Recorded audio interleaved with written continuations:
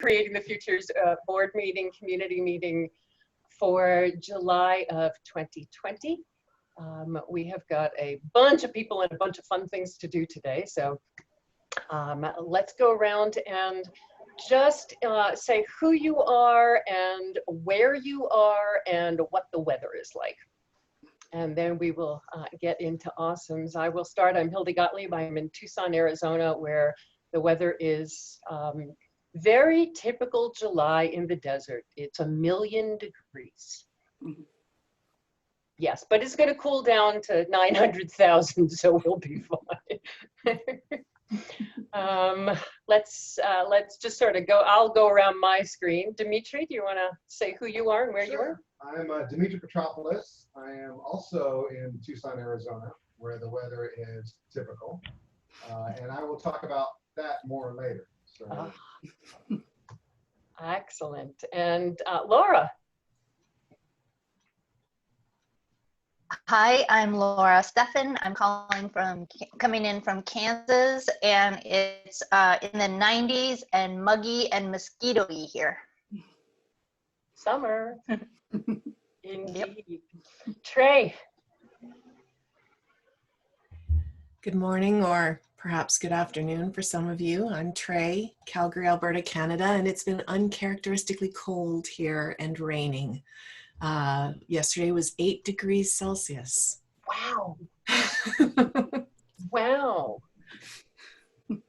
That is uncharacteristically cold. Mm-hmm. Amazing. The first Justin Pavlotti.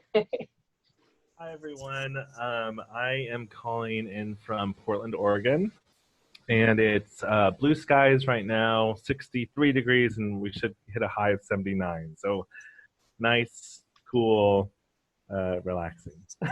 Beautiful, beautiful, beautiful. Yeah. And Jane Garson. Jane in Toronto, Ontario, Canada, where until Saturday we had been considering renaming our location to Arizona after almost 5 weeks of drought for many of us and well above normal temperatures. But it rained on Saturday and it looks like it might rain again today, but all week is still going to be above normal temperatures and apparently about 150% humidity, judging from being out today. Oh no. Gail's looking at it weird, so I assume hers is different. Just far enough away. Gail. Hi, Jane, where are you? You're in Toronto. You have such an incredible lake. Yes, and we even had heavy rains with flooding the other day, but only in the southwestern part. We didn't get a drop of it. She's got a fake background, Gail. Don't be Don't be confused. Okay. Where am I now? That is one of the 60 properties the Original Moraine Land Trust is protecting, and I'm secretary. Oh, beautiful. Oh, okay. I was thinking, man, that's a really nice cottage you're at, but okay, got it. Got it. Hi, everyone. It is lovely to see all of you. Gail Valerian. I'm in Guelph, Ontario, Canada, and it is just perfect here today. As Jane said, it has been ridiculously hot, but not so much. The windows are all open, the air is breezing through, and we're pretty happy. Wonderful. Angie, where are you driving? Hi, everyone. Can you hear me okay? Yeah. I am, leaving Omaha, heading to De Smet, South Dakota. And then ultimately we'll get to the Black Hills for, this is our 1 week away. We should have been in Asia right now. We should have been, but here we are. Good to see everyone. You as well. Mark Friesen, you are looking dapper with the sunglasses, honey. Just gotta say, this is like Joe Cool on a Sunday afternoon. I know, and thank you everyone for accommodating that. So yeah, Mark Friesen, I'm coming to everyone from Coast Salish Territory, otherwise known as Vancouver, British Columbia. And yeah, thank you for everyone for abiding by my sunglasses. I wouldn't normally, but it's just really bright where I am. I've got a bunch of family over, so I've got to go on our patio to get out of the house. So I wouldn't normally wear shade, but I can't see the screen without it, so. Yay. Wonderful to have you. And Bill Music. Hi, everyone. I'm Bill Music in Northern California. Weather today is a nice mid 80s after a number of days in the high 90s. So it's a nice day here. Wonderful, wonderful, wonderful. And the other Justin Justin Pollock. Hi, everyone. Right now, I am actually in Marshfield, Massachusetts, visiting my father, and it's a pleasant 82 degrees here. But I believe back in my stomping grounds of Washington, D.C., it is the 18th day of 90 degrees or higher with equivalent humidity. So I'm happy I'm not there today. And Carl. Hi everyone, I'm Carl Wilding. I'm in a place called St Albans in the UK, which is just outside London. It's 68 degrees here today, which is just pleasant. Actually, it's a bit cloudy and starting to rain. Awesome, awesome. So I love when we do this, and some folks are speaking Celsius and some folks are speaking Fahrenheit and some folks are translating for us. So look it up first. I know. I don't know if you all have seen the comic strip XKCD does a fabulous Celsius to Fahrenheit converter that basically aligns the two thermostats as you would normally see. So, 70 degrees is 20 degrees and etc. But next to it, it says temperature at which you may want a sweater. And then a little bit higher up is temperature at which your mother says you should wear a sweater. And then so it's just the perfect how to understand the reality of what it really means. So that's our translator for the day. It's a wonderful comic strip. Isn't it awesome? Just awesome. As we normally do, just spending a little bit of time touching base with each other, and because we've got a lot of people today, let's do some quick awesomes of just a minute or two tops of what is going on in your life that's exciting, wonderful, awesome, maybe powerful. Doesn't have to be great of awesome, but awesome can sometimes just mean powerful. Anybody want to jump in and start with an awesome? Go, Carl. So everyone, the hairdressers or the barbers, if you prefer that language, have been shut down in the UK for the last 3 months. So my first awesome is that I got a haircut at the weekend and I don't look like a complete dick anymore. But the more serious point is I wish Vu was here, because we had two funders that essentially gave us unrestricted grants, completely unsolicited, and just said, we think you're doing really good work. No need to report back or anything like that. And that's the sort of stuff that Vu talks about all the time. The opposite of crappy funding.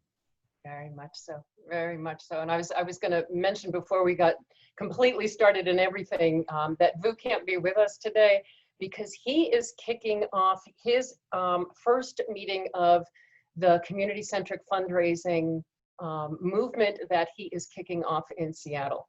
And it is just, and it, of course, it happened to be today during our meeting, but the work that they are doing to try and shift how people think about fundraising and shift the power dynamics, the equity dynamics within fundraising, and today is their kickoff. So wishing him amazing luck, and it is exciting to be walking this path together. So.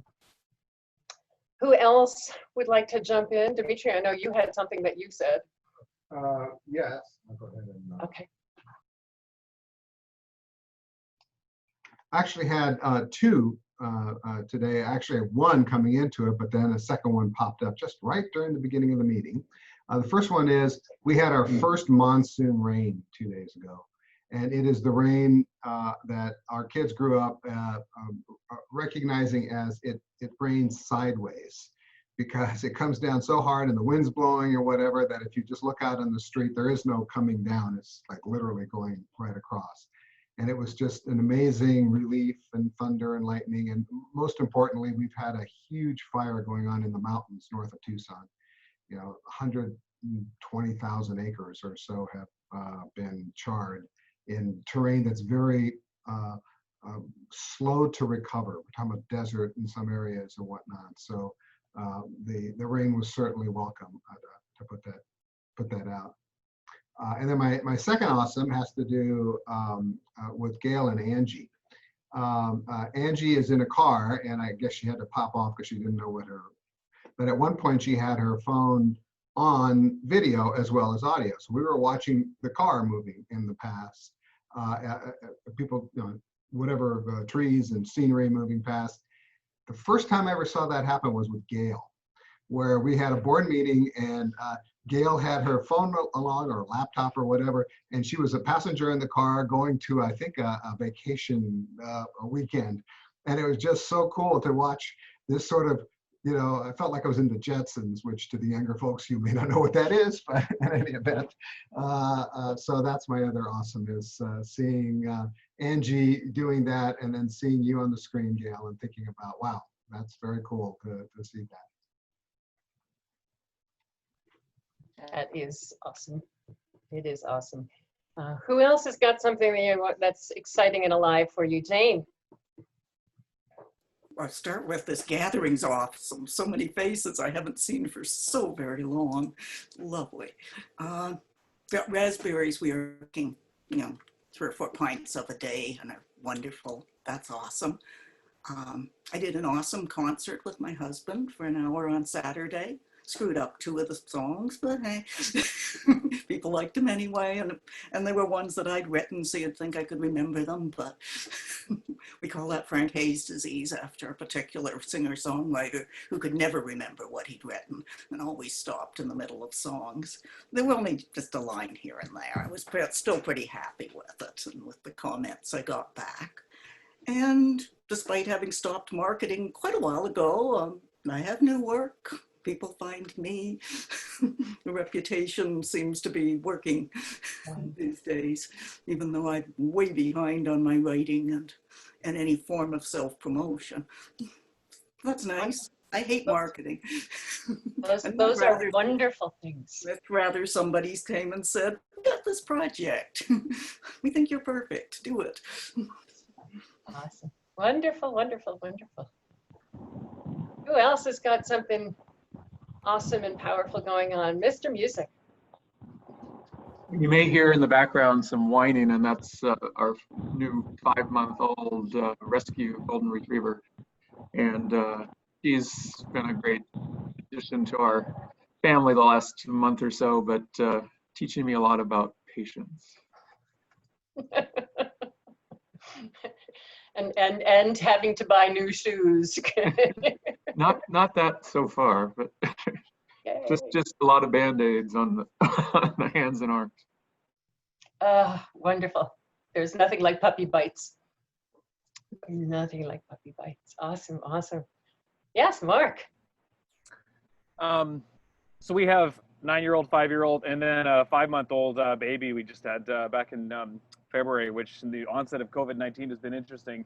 But suffice to say, parents on both sides have been really hurting not being able to see the little one. But here in British Columbia, you are now allowed to travel within the province. So my parents are here, and so they are getting to see the little one. And so that's just, yeah, they've been here since Friday. So obviously really enjoying the little one. They could keep the little one out of our hands for a little while, which is awesome for us. So yeah, just nice to see the folks after a bunch of months of, you know, showing people your baby on video, to have in-person hugs is great. Yay, yay. I like that we went from puppies to babies. And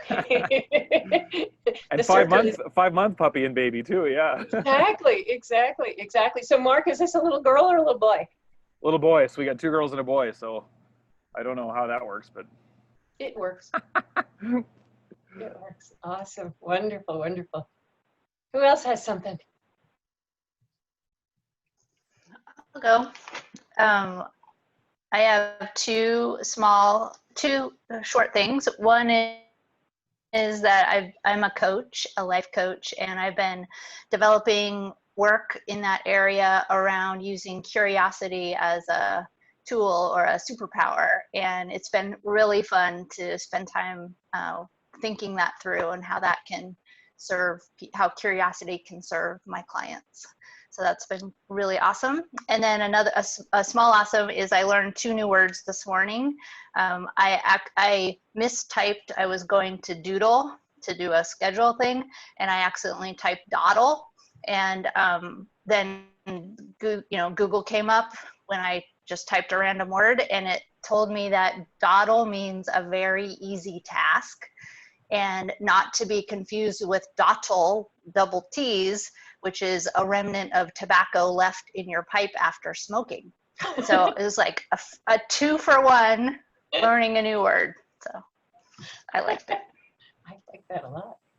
I love it. I love it. Who else has got something cooking?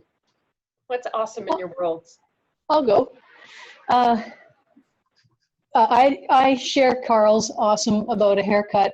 It got pretty grim for a while there where, like we couldn't see, and both my partner and I have very short hair, or prefer to have very short hair. So those three, I hadn't had a haircut since the beginning of February, and got one on Friday, and whew, boy, it was nice.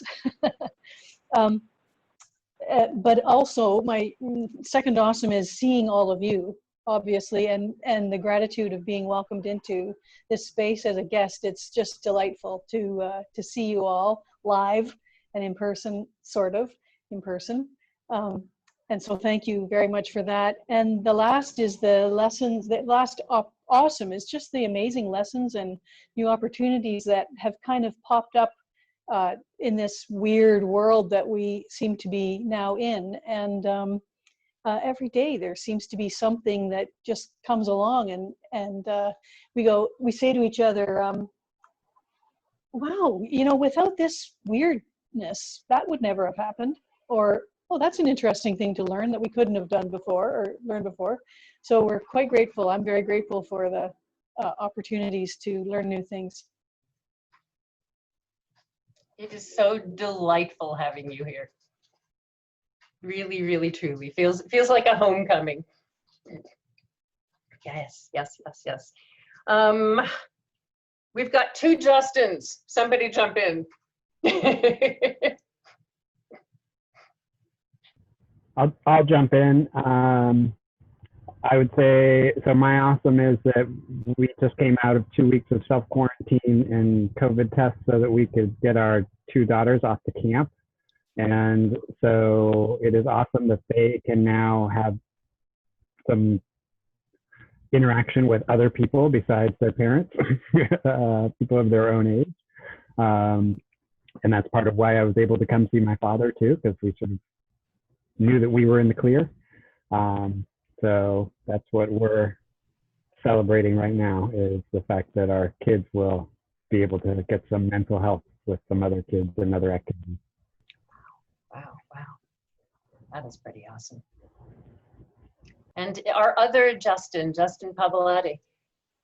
Was it last weekend? Not this weekend, but the weekend before last, I got to see my godchild. He turned 1. I'm his fairy godmother. And so that was really fun. There was a Zoom party, and we had, it was nice to see all my, his parents, loved ones. We have many shared loved ones, so it was really nice to see everyone. And yeah, it was just fun to see how long his hair has grown. And how old is he? 1. It was his first birthday. Oh, Yeah. awesome. Oh, awesome. Wonderful, wonderful. Trey, how about you? CV-19 related, things are starting to lighten up here in Calgary to the point where my massage therapist is now available. So I have booked for Friday. And that's my awesome. You really do start to realize the things that we don't realize how important they are. Yeah, yeah. When hairdressers opened up here in Arizona, which we're not even going to talk about COVID in Arizona, but when hairdressers opened up here, I'm with y'all. I'm definitely with y'all. Yeah, as most of you know, Arizona and Florida are the worst places in the U.S., and the U.S. is the worst place in the world, which means that we live in one of the worst places in the world. Yay. Yeah, we're in the house a lot, and Gail, in terms of another fake background, I'll show you the real Dimitri. He has the same background as me, so so that Okay. that prison-like cell that he looks like he's in. I was thinking, wow, he must be in some groovy place. Yes, he is. It's a very groovy place. It's his imagination. So here is the magic. I'm going to move and I want you to see who's behind me. Some guy.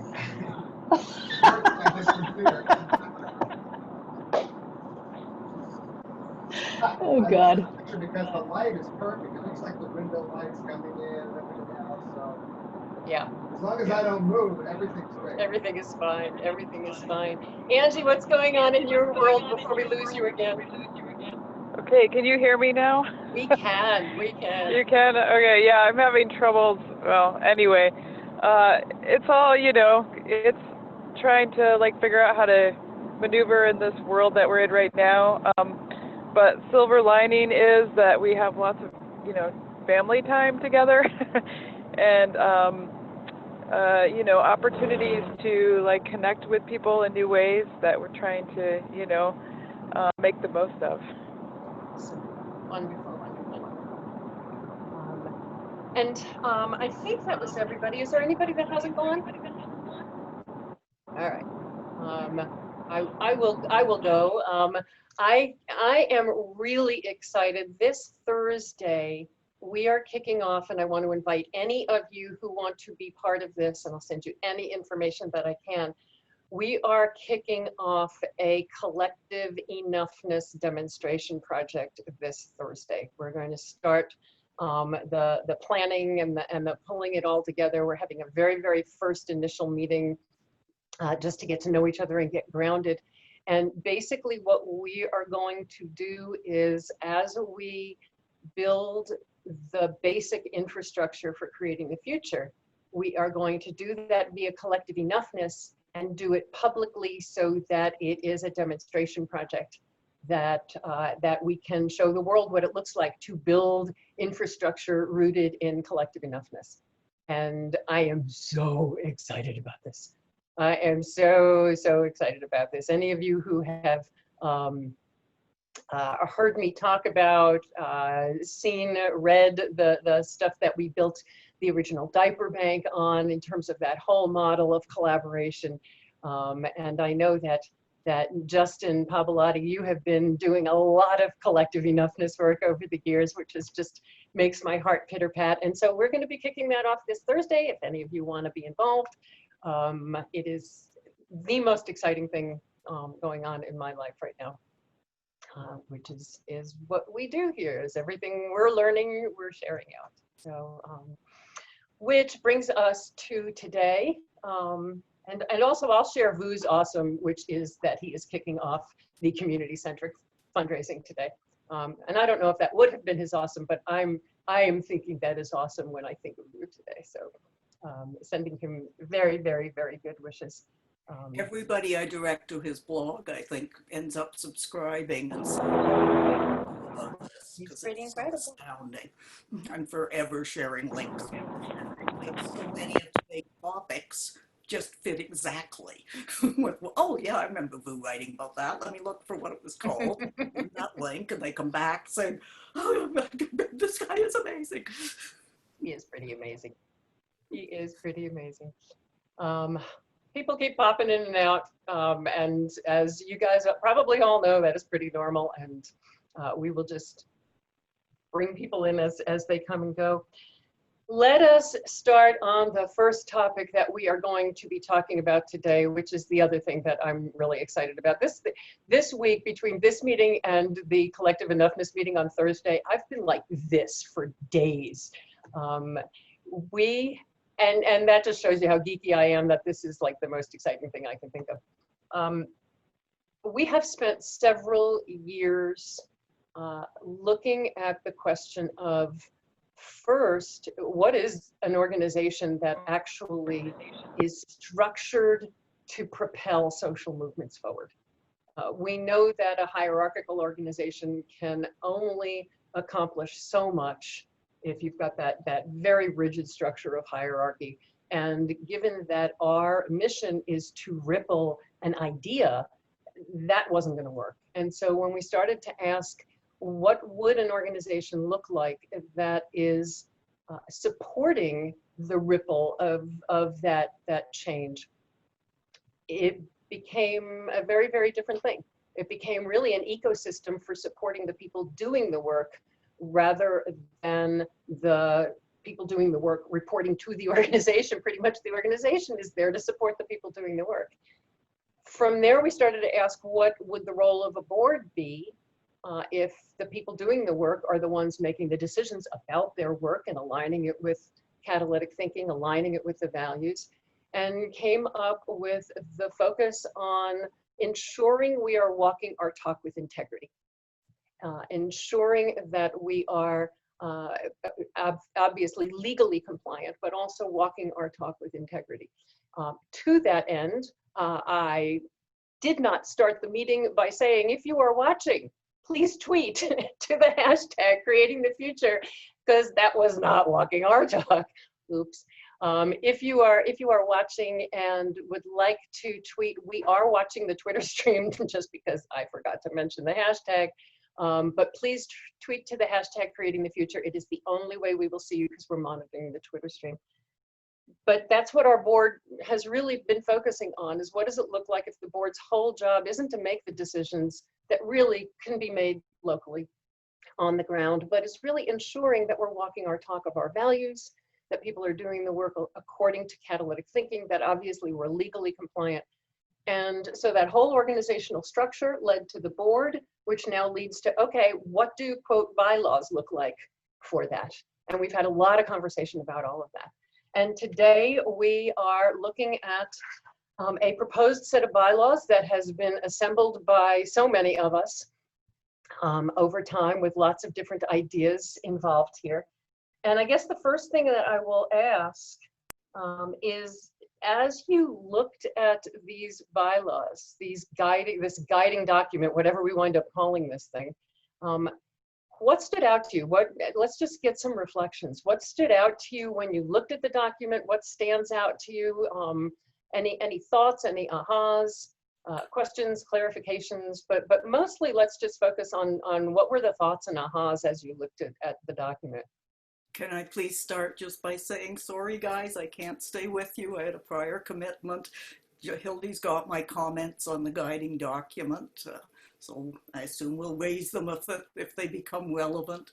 I'd love to stay, but you know, have to keep with the commitment I made earlier. So just so glad that you could be with us, Jane. Hope to see you again. I'd love to talk to any of you one-on-one that have time, but not in the next 2 hours. Bye. Bye-bye, Jane. So as you have looked at the guiding documents that we shared, what stands out to you? What pops for you?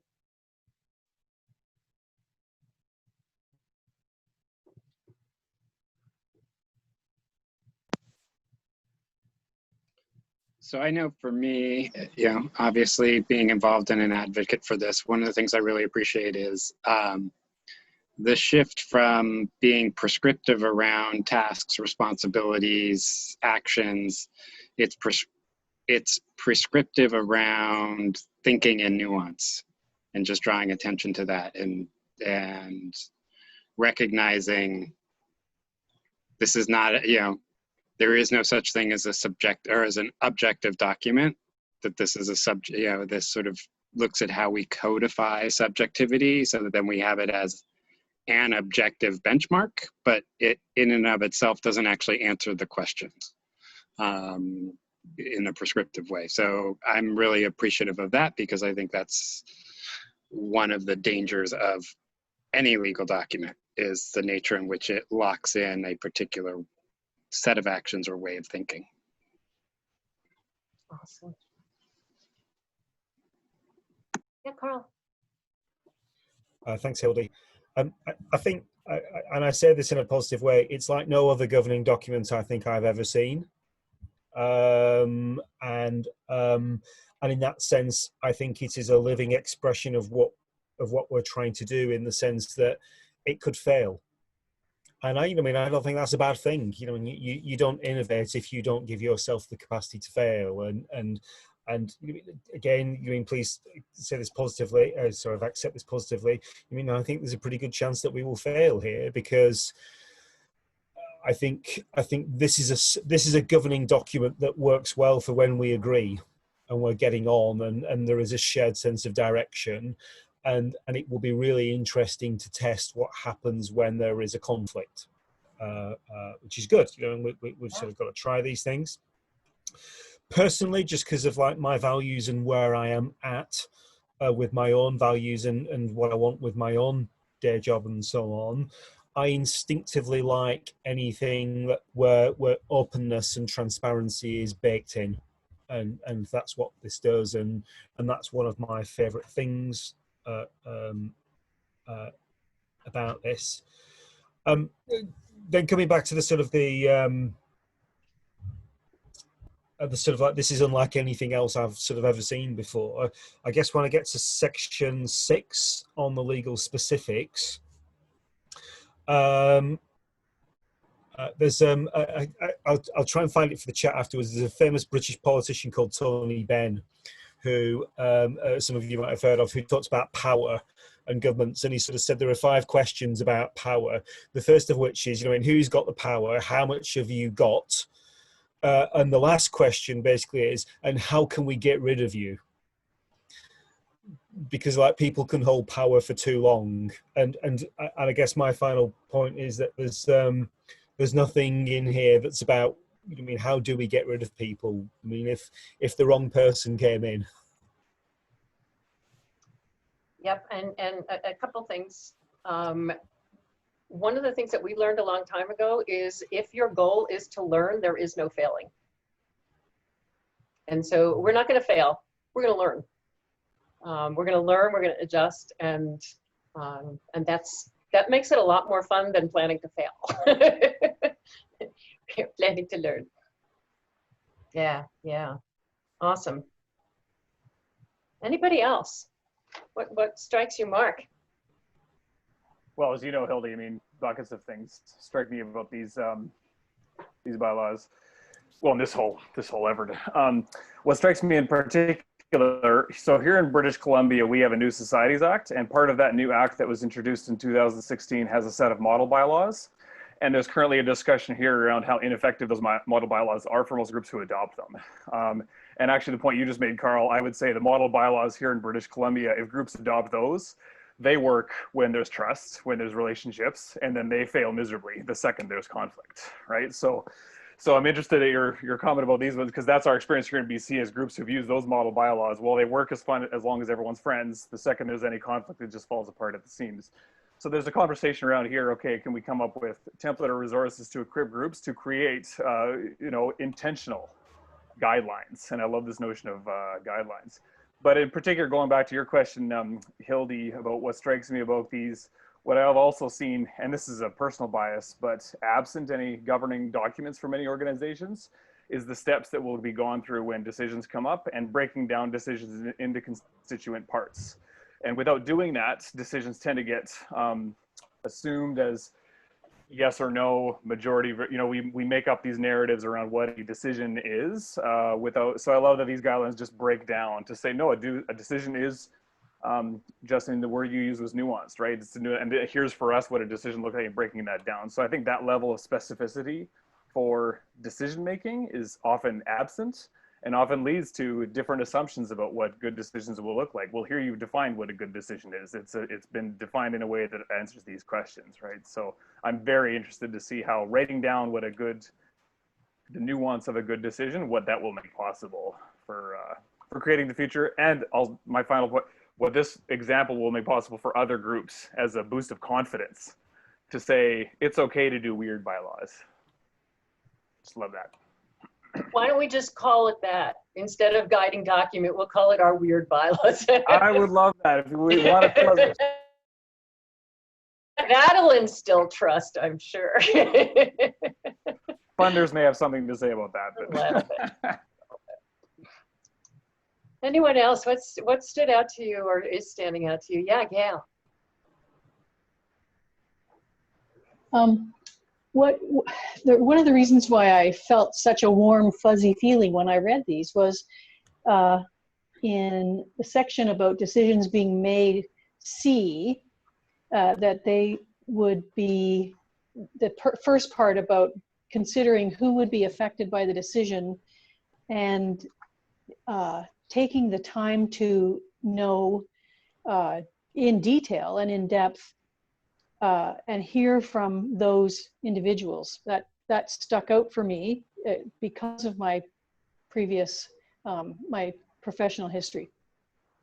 Because I found that so many organizations, and I'm sure this isn't unique to me, so many organizations, whether they're community oriented or companies, etc., are so inwardly focused, or who have become so inwardly focused that community being served doesn't factor anymore, or is mistrusted, or is suspect, to the point that no one could ever bother to ask those individuals who are impacted or whom decisions of the board would have an impact.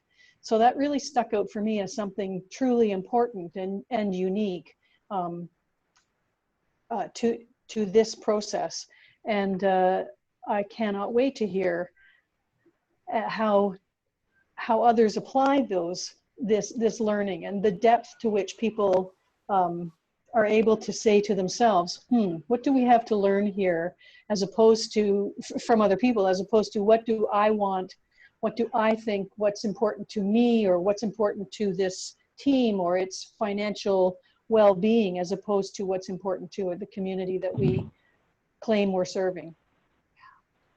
Yeah, there's that whole piece around, and the whole social change arena is structured around this, mostly because we're modeled after businesses primarily, but there's this whole centering around the organization, that everything comes from the organization and goes out to the, I mean, we even talk about that. We even say we're going to go out to the community, as if there's like a wall there and we have to walk out that door to the, as if we're not part of it. There's a really big piece, that whole centering piece is really big. Yeah.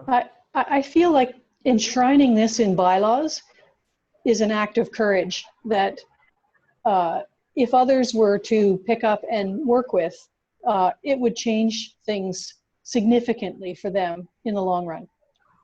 Wow. Yeah. Justin, you seemed to have something, Justin Pollock. Yeah, there were two things. One is to sort of jump off of what Mark was saying, and actually, Carl, I think it's some of the tension around what goes wrong, and so much of that is embedded in what we assume the power structure of a decision is. And I think this opens that up to say, you know, people disagreeing and there being trouble has nothing to do with bylaws, and bylaws never fix it.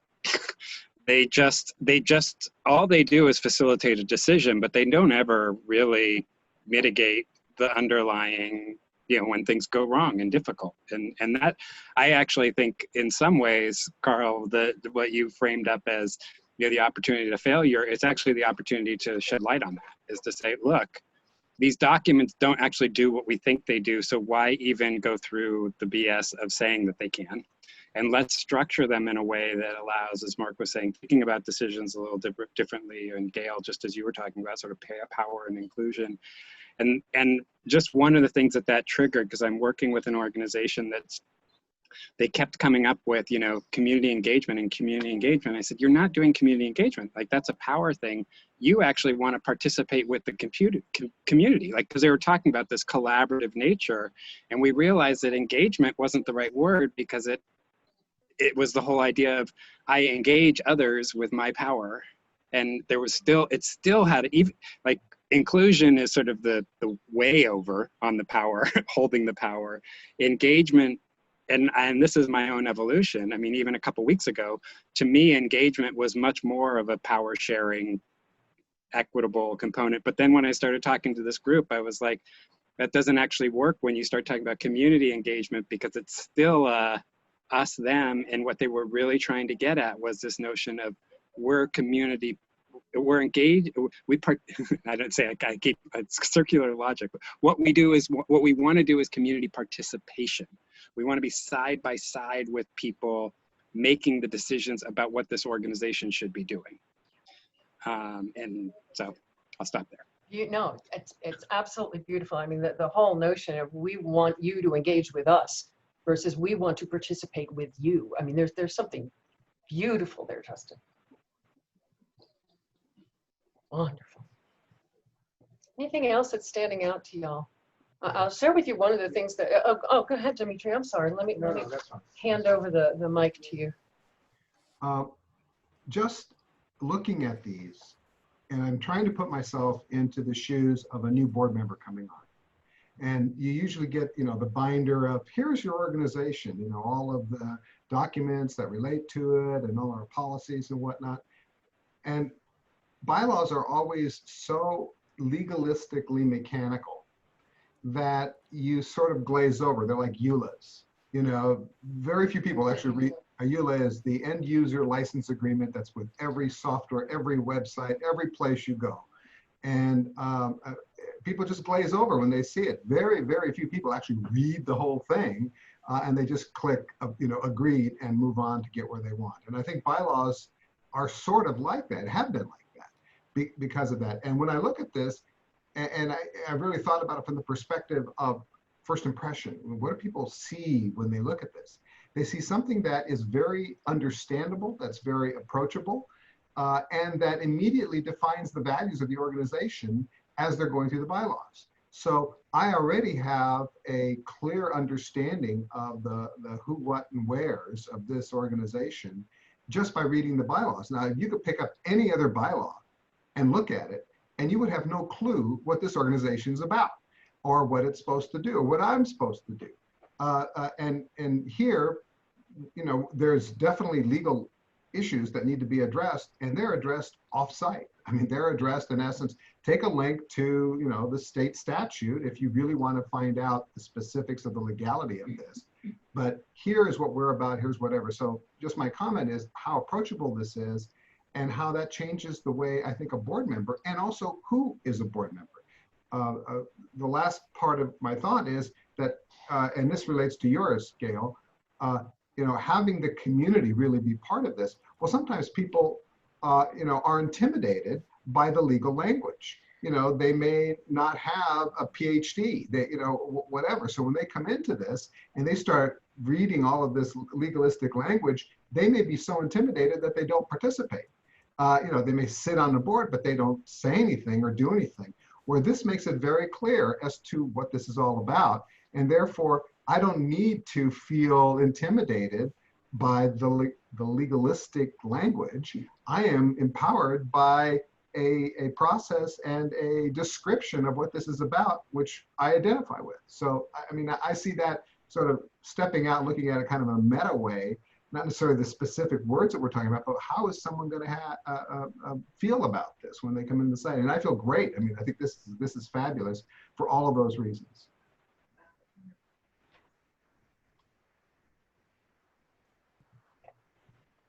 Wonderful. Wonderful.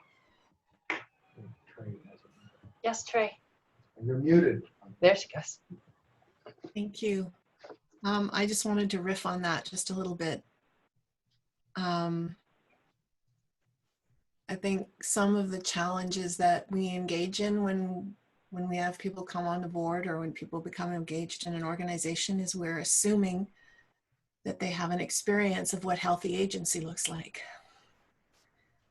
And I think what this does is it starts to paint a bit of a picture as to what healthy agency looks like. And it gives people the opportunity to start visualizing the process and visualizing where they might fit in the process. And if they don't have a clear picture, they at least have enough of a toehold to start playing with it. Beautiful, yeah, yeah.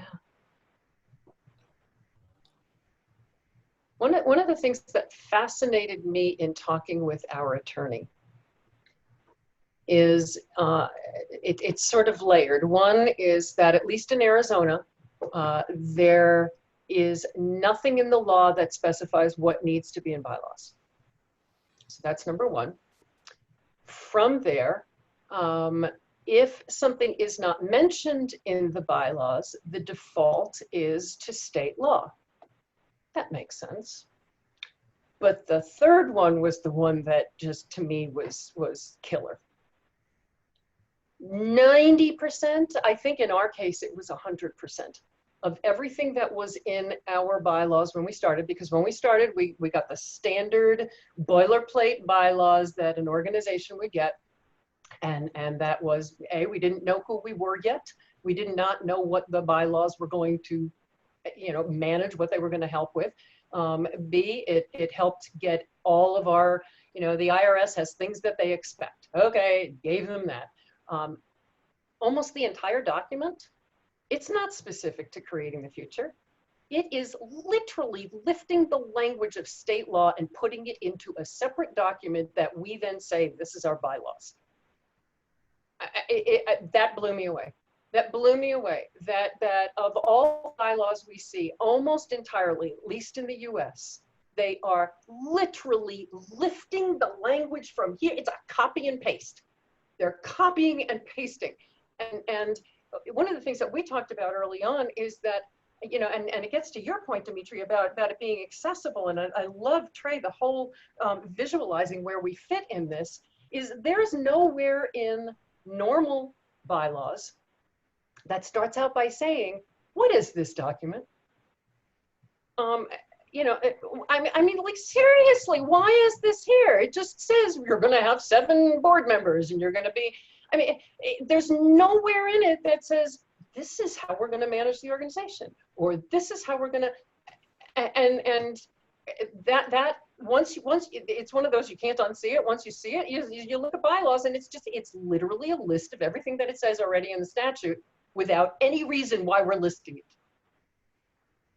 I mean, you talk about, Trey, I'm loving your whole thing about agency. When I look at bylaws, half the time I don't know so yeah, that was fascinating to me, is that it is literally restating, sometimes reframing a little bit, sometimes just putting it down. It blew me away.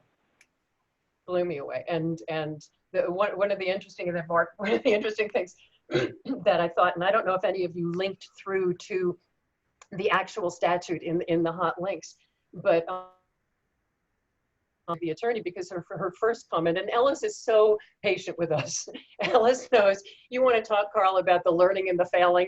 Ellis just sits there and basically, she's just waiting. She's waiting in the wings saying, okay, and I know it's going to be weird, but it's legal, so we're good. She said, well, by not stating all of the laws, your board members are going to have to go to the statute. Went, and that was it.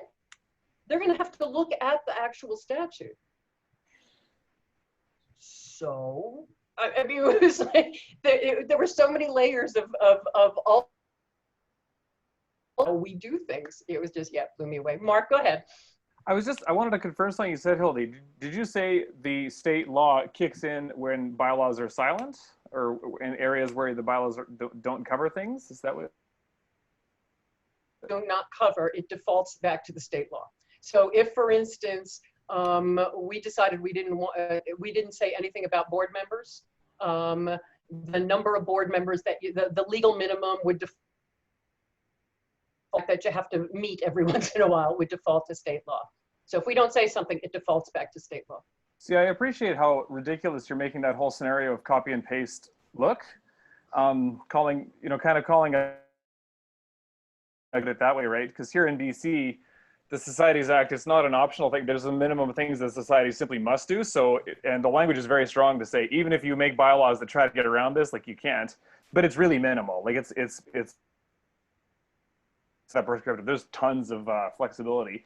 And in that scenario here in BC, it's additionally ridiculous here that societies do the same thing. They copy and paste the law, right? Where here they have to, it's not even an option, right? So why are we in a situation where bylaw is saying we have to follow the law? Like, it's just, it becomes even more obscene in our own context, that situation. And that the way you described it is such a true reflection of here as well.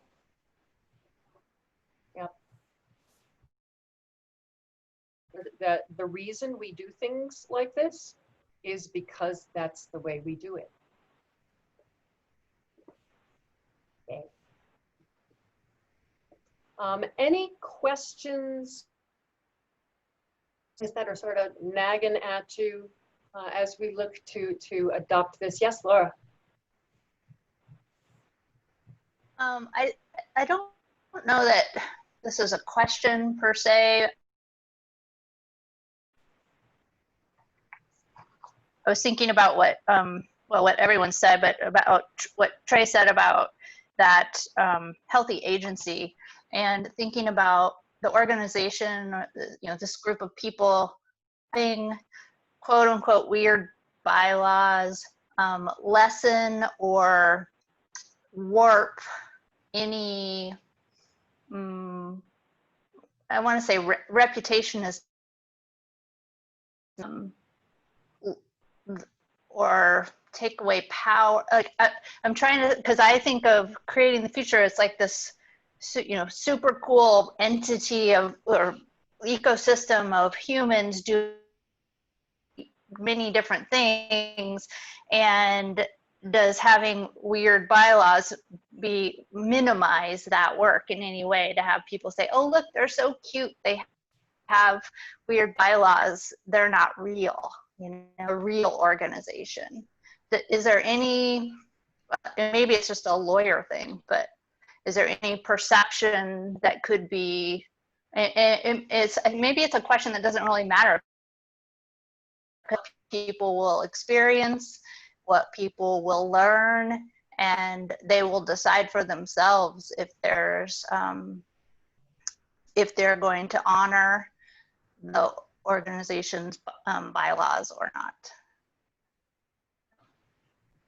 Yeah. Just a comment. Yeah, let me change it. Laura, in thinking about what you're saying, the document starts out immediately referring to the state statute.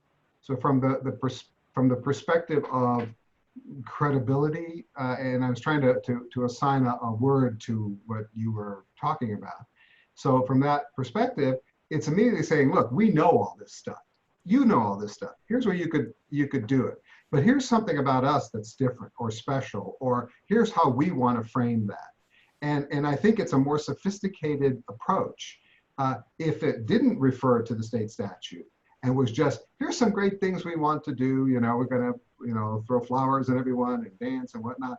I could see you would get the impression that, you know, who are these flakes, you know, in what they're doing. But we're saying, no, we really understand all this stuff and we want to move beyond it. So, you know, I very much agree with what you're saying that, you know, again, from the perspective of someone who picks this document up and says, who are these guys? Do I want to be working with them? That I think that a level of awareness, sophistication, coupled with an honest desire to create something that puts us all on the same level. And that, to me, is what this is doing. Is it's, you know, when Mark, you were talking about, you know, Canada has got, you know, that the legislation rules all, that is always creating a power dynamic between the government and the organization, between the board and those that it's trying, you know, the mission is trying to accomplish. And what I see these documents working to do is to remove that hierarchy, to create a sort of an even plane with everybody who is engaged with the organization. My initial thought when you were speaking, Laura, and it was interesting because our attorney said the same thing. Will, you know, if you talk to a foundation, are they going to look at these bylaws and go, yeah, but where's your bylaws? my immediate thought as you were talking was very much what Carl said. We're going to find out. I have no idea. I have no idea. Don't, you know, my crystal ball is broken today. No idea how people are going to respond. I know that so far, the response that we've been getting from people who've been looking at it has been enthusiastic. But those are going to be geeks like us who think this stuff is cool. So, you know, when there's folks that, you know, don't know who we are, you know, one of the things that it's making me think about is, okay, we post the bylaws at our website. Maybe there is a paragraph that says sort of the combination of what Laura and Dimitri were saying, here's what these are. And they don't look like what you normally see. But you'll notice that they focus on statute and to create context. If wherever these go, they have context around them, and you know, bottom line, we'll find out. I think that would be a really good addition to give some of that context in a brief format, and thinking more along the lines of what several people here have said is then people know what they're looking at as far as being able to apply it as a framework or a template for their own organizations, that they're like, oh, this is how it's different. Because really, how often do we go to an organization's bylaws? I mean, the general public almost never. But if you are putting it out there, almost like advertising, like, hey, this is new, this is different, people will actually be inspired to take it and use their the power they have for their own kind of bylaw activism in their own organizations. Very cool. Very cool. Any other thoughts before, yeah, Gail, and then Justin, did you have your hand? Okay, Gail. A couple of thoughts come to mind. The first one is the other thing that really stood out for me was you know how there's always that committee that gets struck that's supposed to review the bylaws, and you know, it takes them 3 years and they go crazy and they hate it and they're miserable and so on.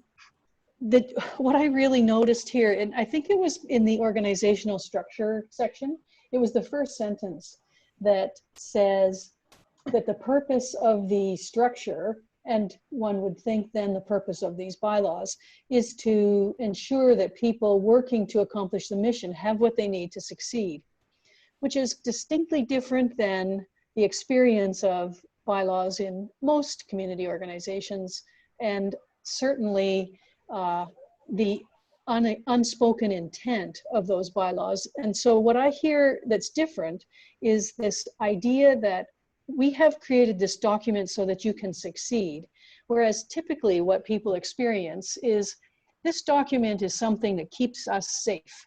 It protects us from attack. It protects us from whatever it is that we think it could happen that we don't want to happen. So that really sticks out for me as something laudable. This is more of a question, and maybe it's a little bit premature, but I think it's certainly worth considering, and that is, as board members or as framers, how have you found your own board experience of practicing these bylaws or having them guide you? What have you found so far? And I'm wondering whether, you know, any stories have started to emerge of this thing that happened and we called upon this document to guide us. And what did that sound like? What did it look like? What did it achieve for you? It might be worth having those stories recorded or somehow in a tellable fashion, because as somebody just said, people do have a tendency to borrow and cut and paste bylaws. That's why most bylaws look identical to each other, because people don't actually take any time to you know, make them mean something. They just say, as long as we've got them, we're safe. And so I'm wondering whether or not you have stories yet. I think, and then Mark and then Trey. I think what we have instead, because we haven't been able to say, we did X, and you guys all chime in as I'm chiming, but we needed X and the bylaws saved our butts. We haven't had these bylaws with which to save our butts. So what I think these do is sort of codify how we've been working. And I think these sort of describe how we have been working, to put a sort of wrapping paper around that, rather than, but I did note that it would be awesome to be able to then have, going forward, stories of, and here's what happened when we had this question, and here's what happened when we had that question. But I think that's more to that point. Mark. Well, I had a different thought, but actually based on what you just said, Hildy, about this is a crude way of putting it, but you've written down the way you have been operating. If I think of really robust, resilient, innovative, engaged in the truest sense organizations, they have operated in ways completely the opposite of what they have written down in their bylaws, right? The way they govern in practice is not reflected if you pull up their governing documents. So even that is kind of interesting to say. So this in some sense would be encouraging groups that have been acting that way to say, you know what, we know you don't operate the way you have that piece of paper written in your drawer filed away with the BC registrar or whatever, but here's a group who actually tried writing down the way they operate. You could do that too, and wouldn't that be a great example, right? So I'm just having that thought. But just, I wanted to go back to what Laura was saying about the perceived authenticity of an organization having guiding documents along these lines, just to reinforce how important this, I think this is a very important just point in conversation, and very powerful to keep in mind what Creating the Future doing this could make possible. It's studies very young people like 17, 18, 19-year-olds. Mark, could you repeat? You broke up just a little bitty bit. You started into it, and that was where you broke up. Okay. Just working with a organization in BC that's trying to engage very young people, 17, 18, 19-year-olds. And they recognized what Dimitri was saying, the inaccessibility of, you know, the language just it turns off young people immediately. Well, this group is operating in a very political space. So they've tried adopting more accessible governing language. Well, in their case, the school district funders who work with them are really discouraging them from going down that road. So it'll be really important for groups like that to see other examples. But that is a tension point that's coming up. And in BC, just to highlight this, we have one funder that I'm not going to name that they do request bylaws, and they have told organizations to change bylaws if they're not happy with them. And the threat is there's explicit letters to this point saying we won't fund you anymore unless you change this, you know, put this in your bylaws. So it's a real point, but I think it reinforces the importance of having examples to say, well, no, what about this group? You know, there's a real live organization that operates this way, and we just want to be like them. That will be so powerful for just some groups here. That's all. And it also speaks to the whole, you know, and we're not going to go into it now, but we'll certainly be talking about it when we talk about the collective enoughness stuff on Thursday. Are these really groups that we want to work with? Is this a funder that we want to talk to? I mean, you know, the way we funded Creating the Future so far by hook and by crook is we have very intentionally not walked into power dynamics that are specifically, I mean, you know, I hate to say it just flat out like this, but who the hell is a funder to tell me and that my shoes should be shined in a certain way? I mean, you know, we're the ones doing the work. But yeah, I'll stop now. But that's what VU is doing right at this very moment. That is the conversation he is having. That's why they're calling it community-centric fundraising, to get the power dynamics out of fundraising. So my high horse is done now. Trey? Following that. I'm sorry. All right.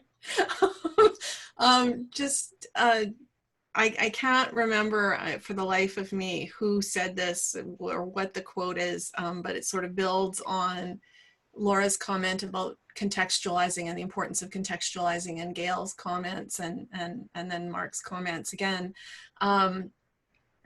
There's a saying, I would have written you a shorter letter if I'd made the time.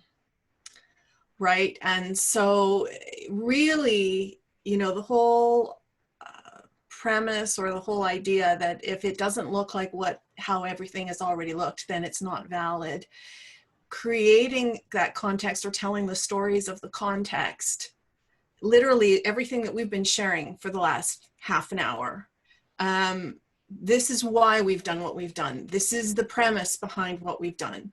This is where it's important. I mean, yes, the bylaws, the guidelines, whatever label we want to put on it, yes, technically it's new, but the principles and the rich history of creating the future, which goes back 15 years, is truly, there are stories to tell. There are stories to tell, and that it is that foundation of history and the hours and hours and days of meetings, and the public nature of those meetings, and the sharing of the diverse opinions of the individuals that have been engaged, sorry to use the word, Justin, in creating the future for the last while. Truly, that rich history is there. And so, you know, I think there's a case to be made for literally having a preamble to the document that literally cites that quote, if you so choose, that, you know, we did take the time, and that's why the letter is short. Yeah, yeah, beautiful, beautiful, beautiful. Justin, and then Bill. Just, I think, two quick things. One, I too was aghast, Mark, by what you shared about the foundation, and I like the total smartass in me wants to say, and how is Robert Rules of Order going at your board meeting? I mean, you know, if organizations actually followed their bylaws the way they are written, organizations would be doing, like, they'd be a disaster. I mean, board meetings would truly be a disaster, especially if they tried to follow Robert's rules, like they all say they do, because they've cut and pasted that, and no one even knows what a Robert rule is. So that's one thing. But I also wanted to come back, Gail, to what you were talking about, because it does come back to the decision, and something, just as Trey was talking about the preamble, and Laura, to you too, that we also need to embed the notion of what we conceived of the responsibility of the board, because a lot of the conversation we're coming up around is this idea of how decisions are made, which has a whole presumption about the board's role of making those decisions. And we've actually undone that assumption, where we said the board's role is not to decide these things. It's not to make decisions that we would even have to cover our ass about, because those decisions are going to happen within the construct of what we've done in using catalytic thinking throughout the organization. So I think that's a really important piece, because again, people are expecting the bylaws to tell you how to make decisions, which is making an assumption that this body is the body that should be making those decisions, whatever they are. And we've pulled that piece of,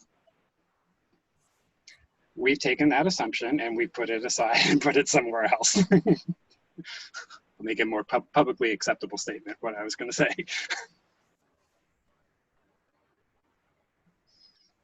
I love it. I love it. Bill. Just as an observer, I think the one thought that has gone through my mind since I saw the guiding document was sort of what are the board practices that optimize this document? Because I think, and I think even more so, as so many of you have just spoken about the need for a preamble, that maybe there's also a postscript or some other piece of work that needs to be done around, okay, for boards that take this route, you know, it's atypical. What are the board practices that really ignite or reinforce this type of approach? Because it isn't typical, and I think you will have people that will maybe take this document and cut and paste it themselves. But I think as Trey talked about, sort of the 15 years of development that brought all of you to this place, what will organizations need in order to develop a board that would be successful with a document like this or an approach like this? Yeah, absolutely, absolutely. You know, it's one of the things that, and I had made myself a long list, and I keep adding to it as we're talking here. The notion that our board will be in charge of ensuring we are legally compliant and ensuring that we are walking the talk of our values. We've been building that over time, and this codifies that. The next big step, and it's a big step and is going to be a lot of work, which is going to be awesome work, but a lot of work, is to figure out what does everything here look like in practice when it comes to all the million issues. So the first issue that we were going to tackle, and hopefully we will have some time to do that, to at least start the conversation today, is what does it look like for the board to ensure we're walking our talk when it comes to racial equity issues. From the sublime to the mundane of what does it look like when the board needs to ensure that we have made all our legal filings? What is the practice around that? Practically, what will happen? How will the board know we've made all our legal filings? How will the board handle things like setting salaries for top people? Okay, so for Dimitri and me, for instance, who, if the board's not making decisions, who makes decisions, and what are the guidelines for making those decisions, and how does the board in practice know that those decisions have followed? So all of those practice questions, Bill, are the work, and some of the things that I've jotted down include things like when you were talking, Carl, about, you know, this is great when everybody's getting along. What happens when there's conflict? Okay, the board needs to talk about that. What does it look like? What is ensuring we're walking our talk look like when there's conflict on the board? When not everyone is, I mean, so there's all kinds of you know, I love your how do we get rid of you, Carl? You know, who has the power and how do we get rid of you? You know, anything from, if we want to have term limits, what does that look like? Why? And again, these are, I mean, from the sublime to the mundane of the board figuring out, and we need to stop saying board, the board and community figuring out what does this look like in practice, and what are the, whether it's a checklist or a process or whatever, but building those practices. And I keep picturing a portion of the website dedicated to all of this that's easily clickable and easily findable. That there's something very exciting about this. Dimitri and then Carl. And let me give you the mic here. One of the thoughts that the whole part of the conversation about funders' demands on what's in a bylaw, whatever, is that this is an opportunity to educate funders. Where, you know, their expectation is that there is this package of legal stuff called bylaws that every organization needs to have, and they may tweak it, you know, to put their name on the building or whatever they, you know, is important. But this is an opportunity to change the power dynamic by having them be part of this process, not from a dictatorial standpoint of telling you what to do, but from a learning standpoint and a practical, this is what it takes to make things really happen standpoint. So I'm not sure, I haven't really thought it out deeply, but there's clearly an opportunity here to not look at an us and them as far as funders and recipients of those funds, but as partners around, because bottom line is both want sort of the same thing. I mean, they want this thing better in the community, or they want, you know, this thing better in the environment or whatnot. It's how they go about doing that and I think that this is a perfect starting point to talk about that.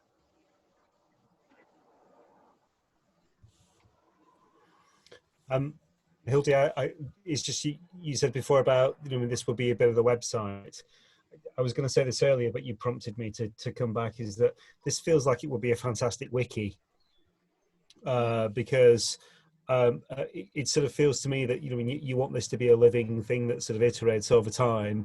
And then the wiki type structure is that when you sort of talked about, oh well, what does happen, you know, and if there's sort of we have term limits and sort of so on, and then that would take you off to another wiki page, which would be another chunk of code, because essentially we're just designing the operating system here, aren't we, for sort of non-profits. And then that sort of made me think about, you know, what's, in as much as I understand this, what's happened in programming in recent years with for example Apple, and how it's making it easier and easier to program to code, if you prefer that language, to make sort of new apps for the phone. And it's this idea that they are just like creating these like little chunks of code, so that increasingly the job of coding is just assembling these little big bits, these little chunks, so that you don't have to have a PhD in coding to do it anymore. And the analogy is what we're trying to do is that the language and everything that you sort of talked about is that you're trying to sort of create governance for the rest of us, so that we can sort of assemble these chunks for whatever our organization is, get that stuff done as quickly as possible, and then focus on the stuff which and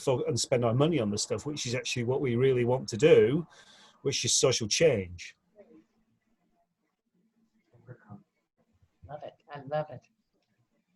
So Carl, I'm going to take a 2-second geek moment. What this is the kernel of the operating system. And it is small, it is lean, and it allows you to create all of the other things and tie them all together, but it doesn't have to have all those things in order to start the process and to be and the kernel is all the questions.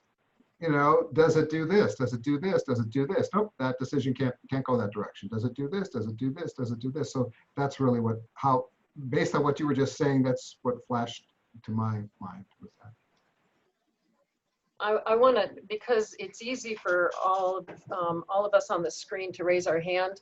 I want to be mindful. Angie, is there anything that you've wanted to add in here and haven't been able to jump into the conversation because you're on the phone?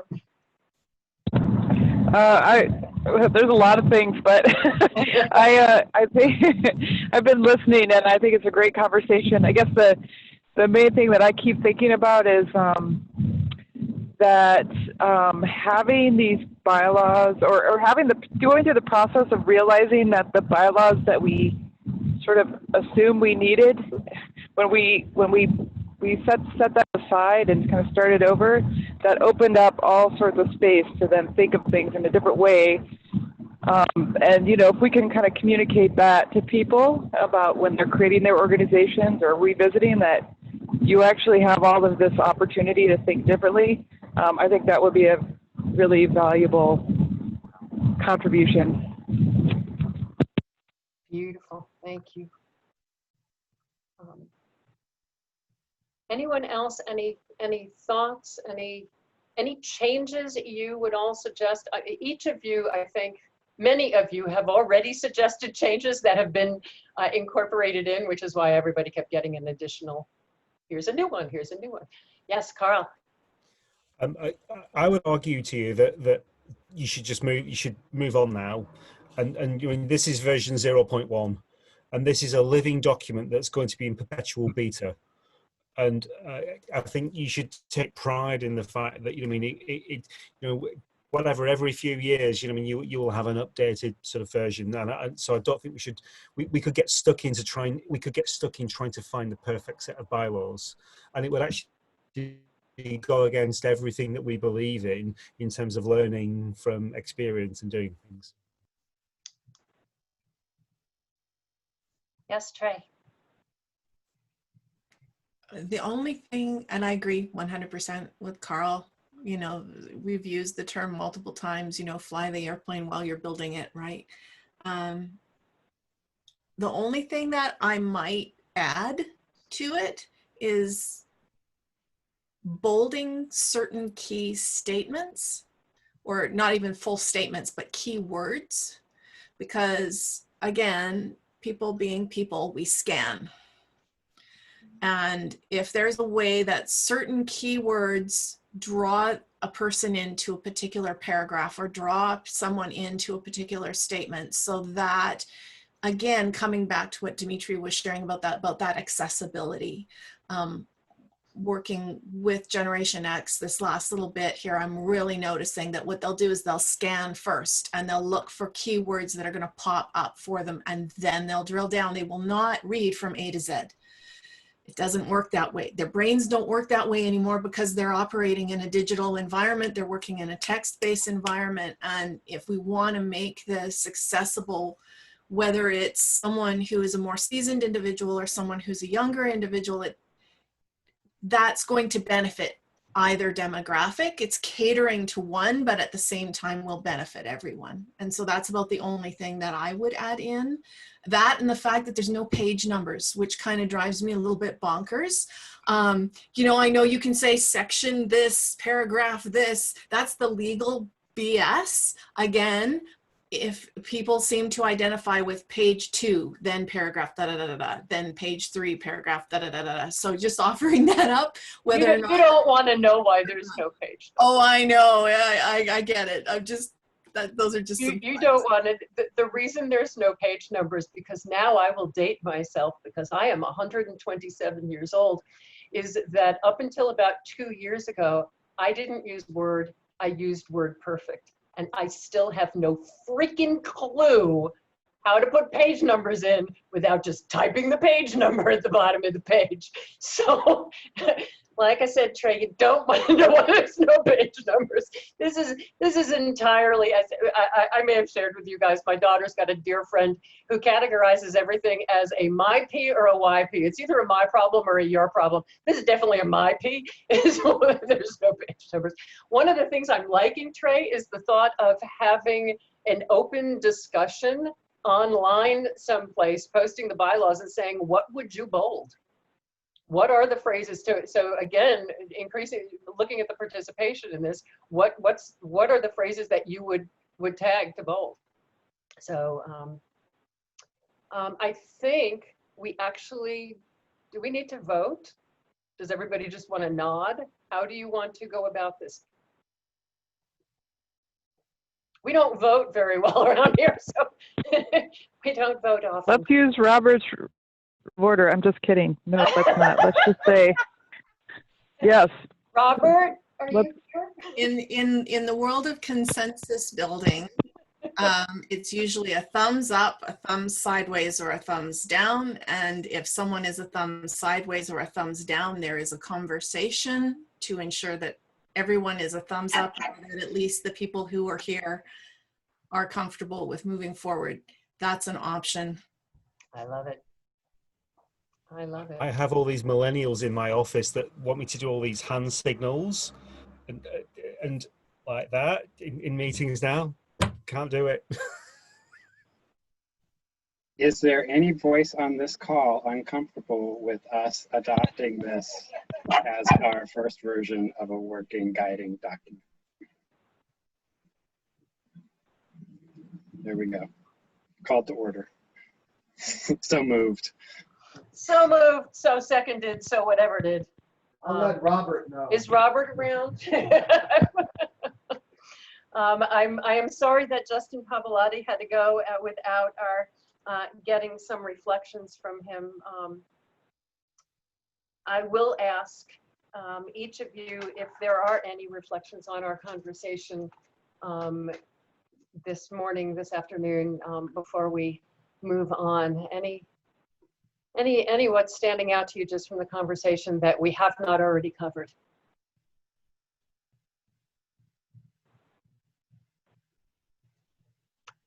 I will share that this just feels right. I've never seen bylaws, guiding documents. First of all, I've never seen bylaws that people realize are their guiding documents. And I've never seen bylaws that make people feel things. And that's been really obvious in the responses that a lot of people have had, is that they're feeling things when they read these. And this conversation just feels right. So thank you all. I want to ask the preference of everyone here. We have about a half an hour left. We wanted to have our first test of our boards working as an integrity board be around the issue of how will we know what integrity looks like when it comes to racial equity and racial justice. Is that a conversation you want to begin now with a half an hour left? Or is that something that you would like to wait for next time? I defer to the group. Go, Carl. So I'm afraid most of you won't have seen an email that I shared with a few of us a week or so ago. And for me, it's not so much a question of time. It's more about a question of who's here on the call now.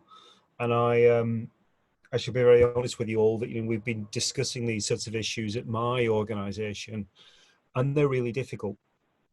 And I'm at that stage where I've learned enough to know how much I don't know. And whether this is about issues about representation and talking about stuff without involving people who were sort of directly potentially sort of impacted in the conversations that we're sort of talking about, it would worry me that we might head off in a direction without having the benefit of our own lived experience on some of these issues. So in as much as we have conversations about this, I wonder if we, before we even get into discussions about what we do or don't do in the future and how we behave, I almost wonder if we are still at the point where we have to ask ourselves, what are the questions? What do we not know about this stuff? Where are the gaps around the table here? So that if we were going to have a good quality discussion that wasn't just sort of true to ourselves, but actually was true to others who aren't in the room, what do we need around the table here? Sorry, that's not as clear as I wanted it to be, but I hope you see where I'm coming from. That's perfect.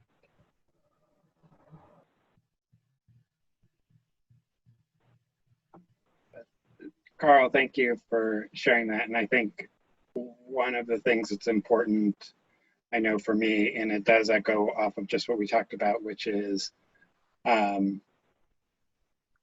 importance that we're not making decisions about something of this nature, and that what we are really opening up, I think, Carl, to your point, is even just a level setting of where our understanding of what this thing is that we're even potentially talking about having integrity around. And I do think that there is certainly, I think, and Laura, as you even opened with sort of where are we standing with curiosity in this space and where we each are with it. In direct response to your question, Hildy, I don't think starting a conversation around this with already known sort of confines of a half hour is really fair for people. And it is one of those conversations where time and the ability to expand time is really important.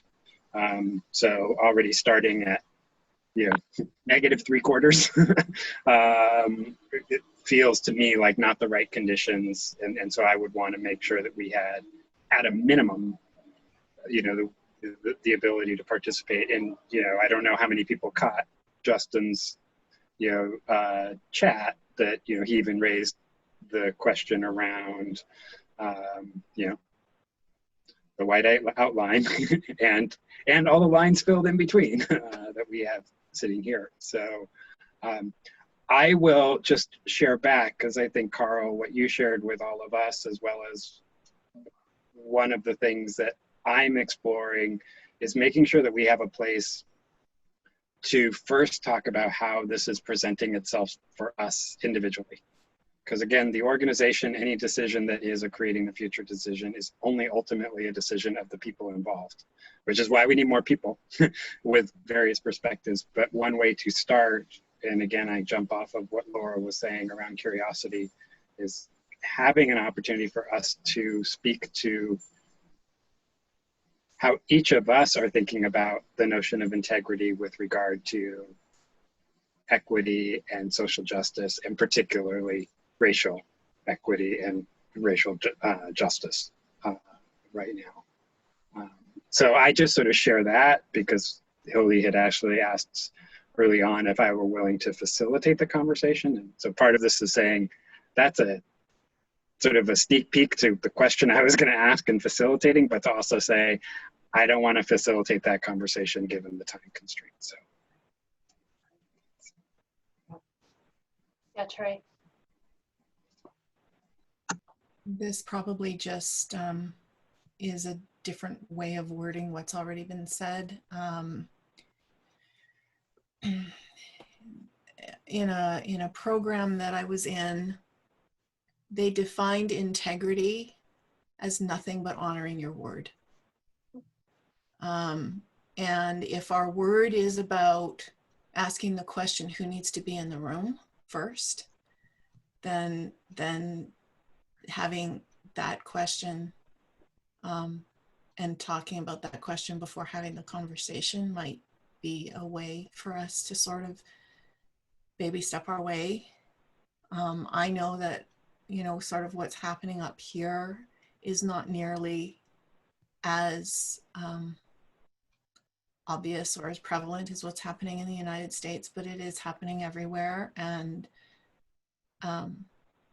I know how ill-equipped I feel sometimes. I mean, the biggest conversation that's happening up here is that we can't use the term master bedroom anymore, that it has to be primary bedroom, because master bedroom means the master, right? Like there's language that we use that we aren't even aware of, right? And so,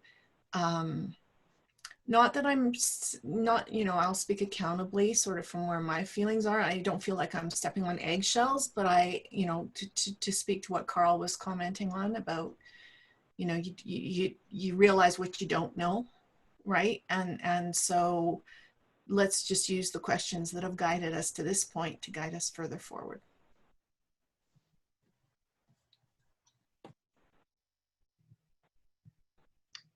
It sounds like there is consensus to begin this conversation at our next meeting, and to begin it where we begin everything, which is with the question before the meeting of who will be affected by any decision that we make, and what will it take to ensure that they are part of the conversation, that we are having a conversation together, not a, oh, you come, we want, yeah, that it's an us.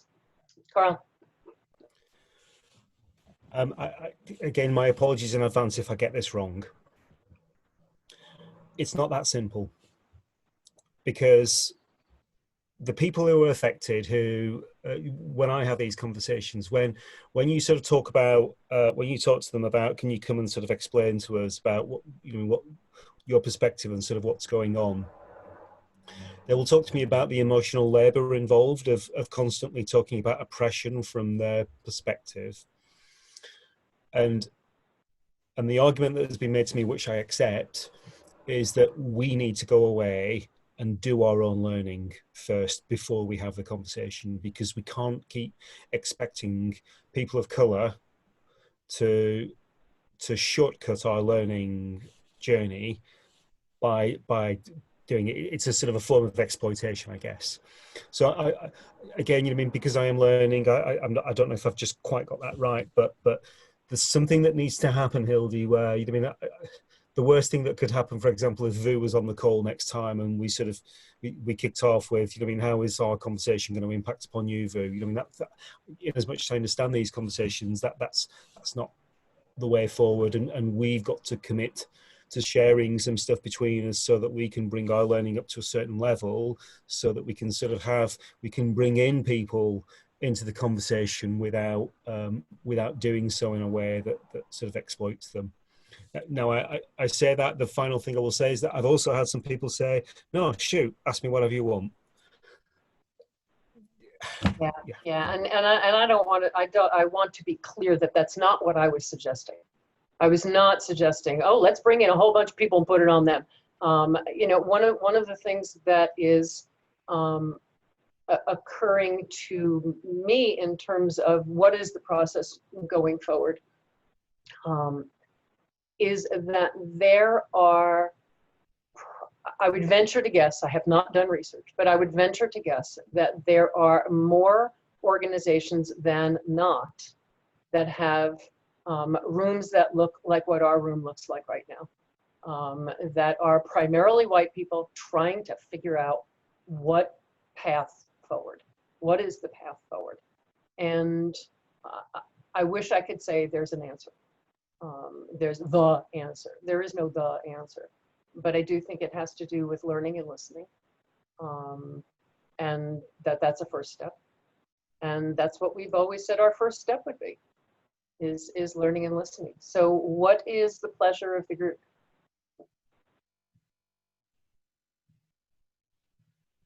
I think there are some, can you guys hear me okay? Yes, Angie, go, thank you. Okay. I think there's some good resources maybe available out there around, especially white ally areas, and reading. Shoot, I think I lost you guys. Nope, we're here. Okay. We're here. So anyway, my point is there's resources out there. Maybe we can find some that could help to guide us to the beginning of this discussion. There's lots of things to read. I've been trying to read myself and trying to learn. And so maybe we could even agree on, you know, a book that we all read and discuss or something along those lines. Great. Well, yeah, Mark. I just quickly, just actually building off what Justin was saying about everyone's personal stories, and where what's coming from personally.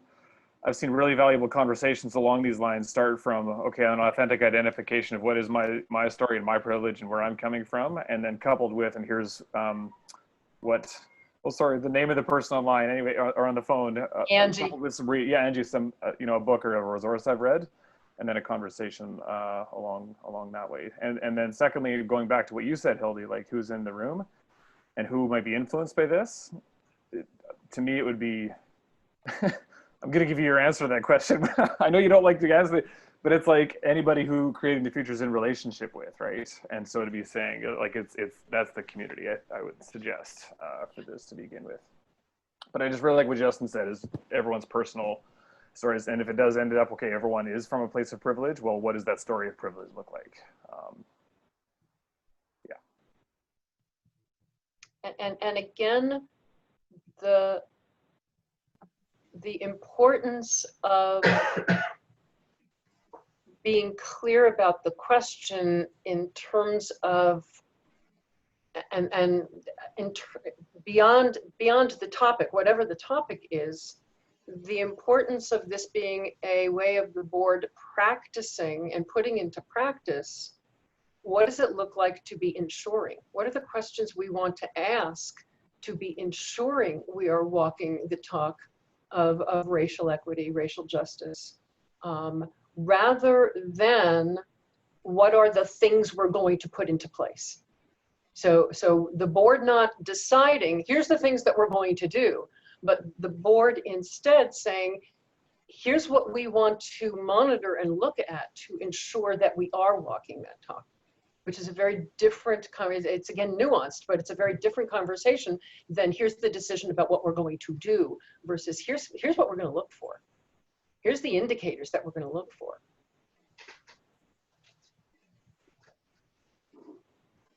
So is sure. Yes. I'm thinking about that, and I think there's even though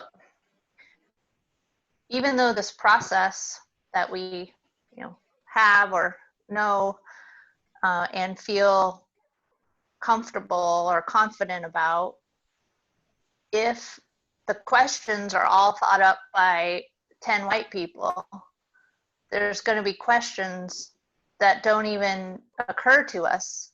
So we've missed maybe all the good questions, like all the important questions. So I'm really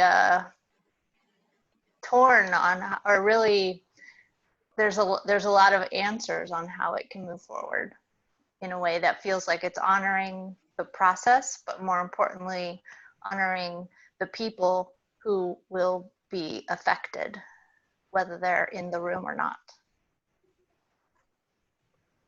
So I think I'd like to just jump in, because I think for all of this,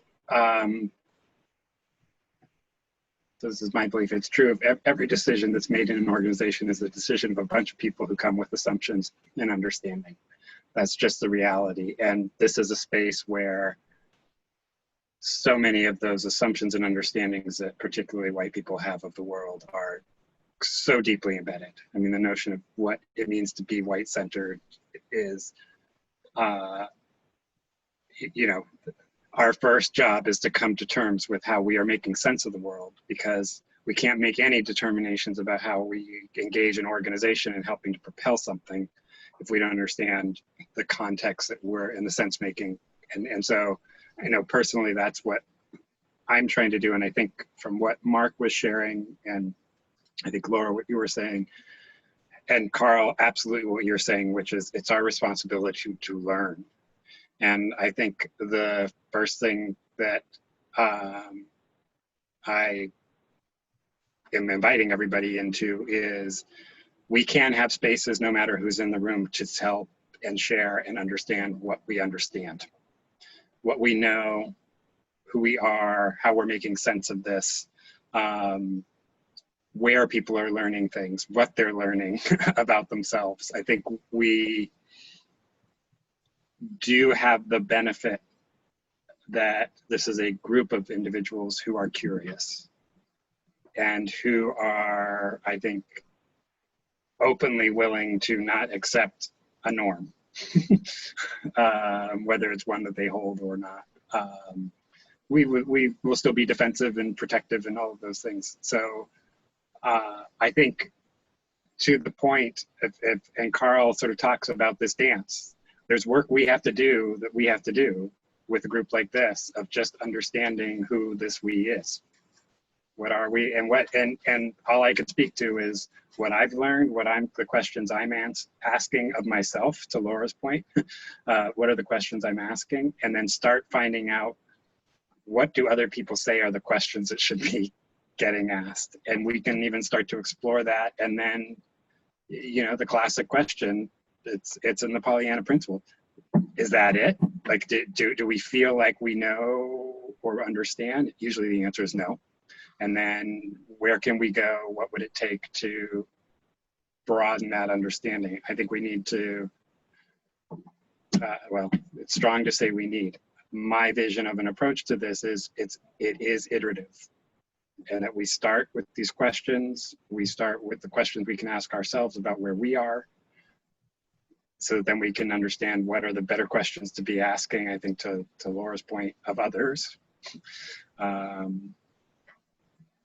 And that we actually avoid the pitfall and the trap of thinking about this as an organizational thing we have to decide, because it's not that. They're not even close to that, in my opinion.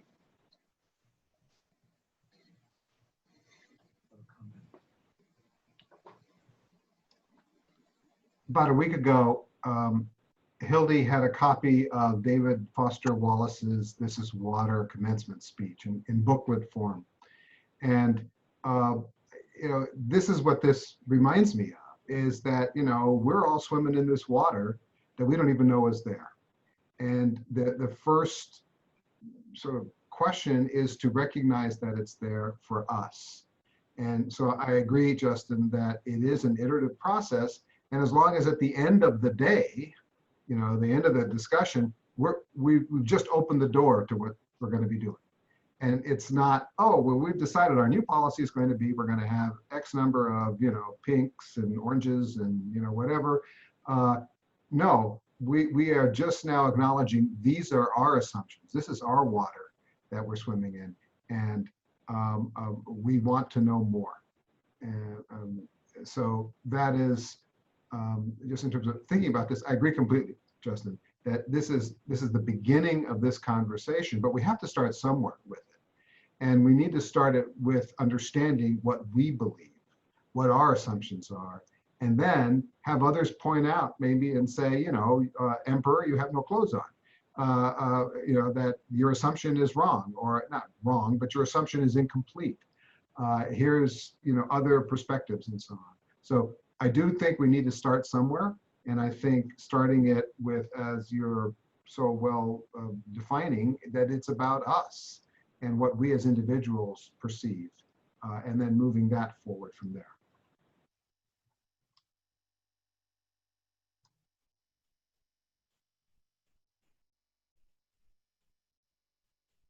Did we lose Justin? We lost Justin. I looked down to write something down and we lost Justin. What I'm sensing is that we're going to do two things. One, obviously we sort of started the conversation, but we're going to start it next time. That we will definitely meet in August, second Monday in August. Begin this conversation. Beginning it, Justin is going to help guide us in the conversation, which I'm grateful for. One of the things, just as an aside, Angie and Carl and everyone else, I am looking as seriously as I can at stepping back from always being the one facilitating board meetings, for a million reasons. It's just, yes. So the more that others can be facilitating the conversations in the board meeting, that is good for the organization. A big piece of what we're doing this collective enoughness initiative around is to put stability in of things that have relied in the past on me and Dimitri, to make sure that we've got systems rather than relying on a person. So I'm really deeply grateful that Justin will help facilitate this conversation. And so one, hello, you're back.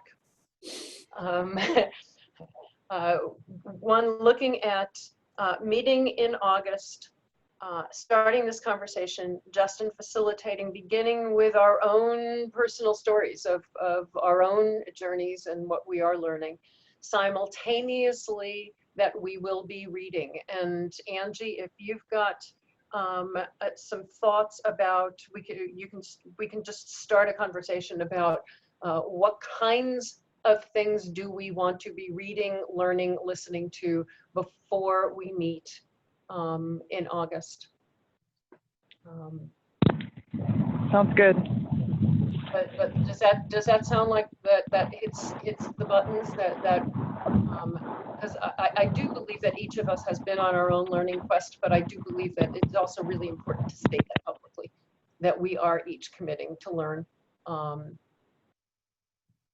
And then third, it would be, you know, as we tend to do, invite people to the meetings that you believe need to be there.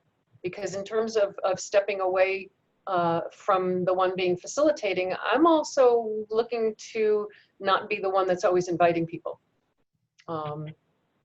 And so making sure that everybody is inviting, and that includes people who aren't board members. So Trey and Mark and Bill and Laura, if you want to be in the meeting next time, invite somebody to come play with us.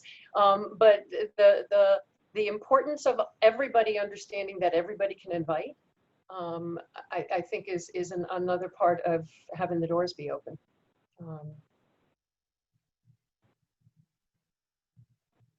Does that sound like the direction y'all want to go in? Is there anyone who is thumbs down? Angie can't thumbs up. Carl.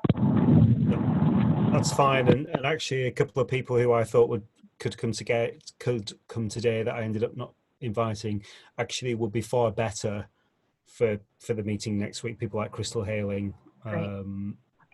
So not that I know her especially well, but I guess just the observation I was going to make, and like this goes against the bylaws that we've sort of just produced. This is a difficult conversation to have in the open. It's a very difficult conversation, and I'm not saying therefore that we shouldn't have it. Again, my colleagues at work, they talk very much about this idea of creating safe, uncertain spaces, and it doesn't feel like an especially safe space to be able to have that conversation in the open. So I don't say that because I don't think we should do it. I just make the observation. I agree as well, and I have been feeling torn about. I think that maybe it doesn't go counter to the bylaws, I guess, is what I would say, Carl. Because when we talk about, so let's see, we said that we would be closed when there are legal requirements for privacy. No. When public conversation would compromise our ability to accomplish our mission in accordance with our values. When public conversation would compromise the ability to productively engage in catalytic thinking. When public conversation would compromise the ability to establish and test new relationships. And when an individual has a desire for privacy, including but not limited to employment issues. One of the conversations for us to have is the importance of having safe space for us to talk about stuff. Is it someplace that we want to invite people to the conversation? I mean, and there's a realm. Okay, it's just going to be board members. Do we want to invite people to the conversation, but not publicly stream it? Not publicly put it out there to the extreme of, nope, we're going to have it publicly. But I think the creation of safe space is really important. How do you all feel, and what do you want to do? If I just to emphasize something you said there, Hildy, I appreciate the way you put it as a spectrum, because oftentimes these conversations are described as public or not. But there is a range, and it makes me think of Chatham House rules, where they're public, they're minted, but there's no attribution, right? So, anyways, there's a spectrum, and so it's not a black or white, is it public or not? And I appreciate you framing it that way.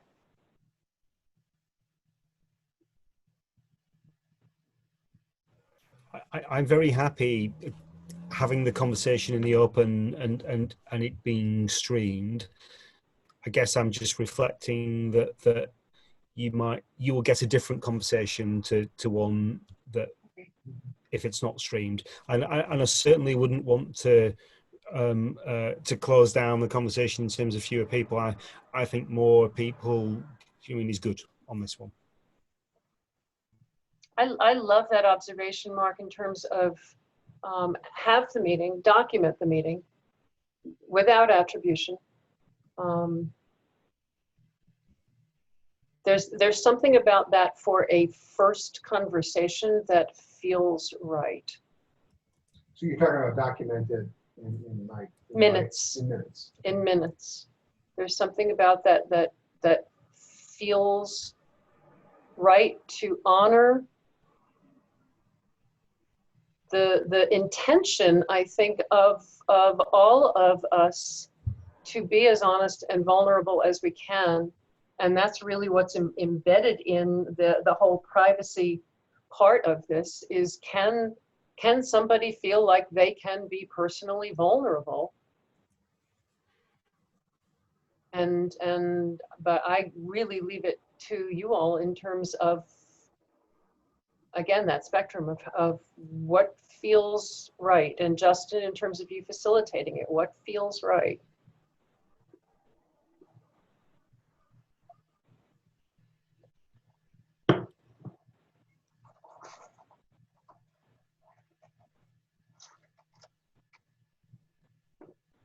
And he's frozen again. There he is.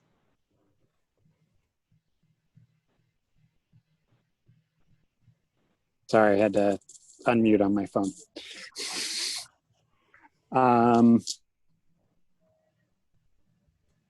I need two ways to approach this. One is to look at what it means to host a conversation in which we do allow for some of that necessity that people will have. I think also I want to do some research because I want to see what does it mean for a group like this to put something public, because that also I want to make sure we're not doing harm in some other way, shape or form. So I don't have an answer to that. I think I want to be considerate of that this goes back sort of to Laura's question. We don't necessarily know the right questions we're asking, and I want to make sure that we, in approaching this, do it in a way that we're not doing harm or reinforcing a notion that reinforces white-centric, white supremacist behaviors. So, and I don't know the answer to that. One of the thoughts that's occurring, one of the thoughts that's occurring to me as you're talking, the first question that always comes to me in terms of catalytic thinking is what's the worst that could happen if we're private? What's the worst that could happen if we're publicly streamed? So the worst, and which of those works for us. The second thought that occurred to me after that one was that's a conversation for us to have online, publicly engaging in social media, even if each of us is committing to have that conversation in our social media streams of I'm engaged with a group that is right now primarily white and wants to have this conversation. Will that conversation be open? Will it be closed, et cetera, et cetera? And what's the worst that could happen if it's open, and what's the worst that could happen if it is closed? Each of us having that conversation and bringing that back together, helping us make the decision. Because I'm with you, Justin. I don't feel like I have enough conversation to make the decision. Yeah. Let me switch you. I think, first of all, I'm agreeing completely with what you just said, Justin, in terms of, getting the information we need to be in a better position to both invite people and to have this conversation. The thought that comes to my mind is I'm wondering if this is a bifurcated process where I think it's really important what we're doing right now and talking about it in a method that someone can go back and pull up this recording and see how we arrived at different things. And I think that maybe having part of the conversation be an open conversation, or the going out and securing people, inviting people to participate around this topic, I also think needs to be attached to what our process is, what the Pollyanna principles, how we make decisions, because this, I want input from the X community and come and sit at our round table and tell us what it's like to live in poverty or whatever the issue is. Who is listening to that? Why are we asking these questions? And I think having that sort of understanding of the people that we are engaging with and who are engaging with us, that they understand, as we started this whole conversation out, that we have a set of bylaws here, or guiding document here, that is very different than what you see in many organizations. I think it would be okay. Okay. I know that Gail, you have to leave. We all have to leave. It is. Here's what I'd like to do. It is 12 o'clock. It is right on the hour. We will continue this conversation via email. We will figure this out. We will figure it out openly and publicly. We may blog about it and put that in our e-journal next week and have people respond. What is the most effective way to have these conversations? Let's just have the conversation be the conversation that guides us for the next month, and we'll figure it out together. If anyone has a moment to share reflections, Gail, be first. And anyone else that absolutely has to go, be second, and let's just share some quick reflections.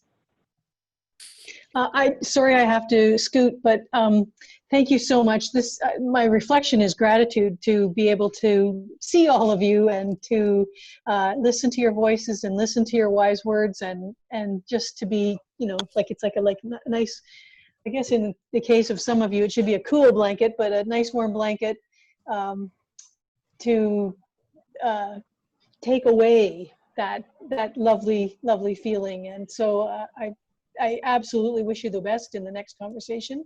It's so important. And thank you. Okay. Okay, I gotta go. Love you. Thank you. Thank you. Love Thank you you. guys. See you. Anyone else who has to scoot real quick, dive in and just share what's standing out to you. Otherwise we can, Trey, go. Echoing Gail's comments, seeing faces I haven't seen in a long time, seeing new faces that I haven't seen before. Just very grateful to be a part of the process. I'm glad that I was able to move some things around to be present today, because it's been a long time since I've been on a call.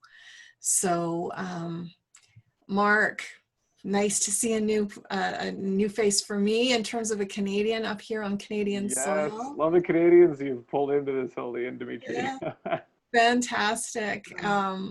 Bill, it's been years, and Carl, you're always a joy. And of course, everybody else, I've hung out with you and Angie. Angie, congrats, my love, for hanging on the phone. Like, sincerely, girlfriend. Really, thank you. Here, and it's just a testament to the quality of this group and people doing what they can to be present. And so, thank you for your time, everyone, and we will speak soon. Thank you, Trey. Bill Music, what is standing out to you from our conversation today? First of all, I also want to thank everyone for allowing me to participate. I think, you know, to me, it's been a real challenge to think about, particularly in discussion of the bylaws, of letting go of a lot of history in terms of how things should be or how they have been done. And that's been helpful. And I really appreciated the discussion you've just gone through on sort of how you move forward with your next meeting. And it's just really appreciate you allowing other people to sit in on this. So thank you very much. Thank you. And I'm going to go ahead and sign off. That sounds great. Thank you. Bye, everyone. Bye-bye, Bill. Mark? Buckets of, I won't go through everything. I mean, I was taking lots of notes. So really just so appreciative of creating the future, going this direction and setting a model for others. So I'll be citing and highlighting this example often. Specifically, though, I wanted to call attention to this notion of what healthy agency looks like. I just really like that term. I think it was Tara that brought that up. And then when you described, Hildy, like the copy and pasting law, like just we're what a total failure of our gut. So we're doing the same thing. We're doing the same thing in BC, and it's ridiculous. What a waste of everybody's time. So that's a big takeaway for me, is let's stop doing that. Awesome. Angie, how about you?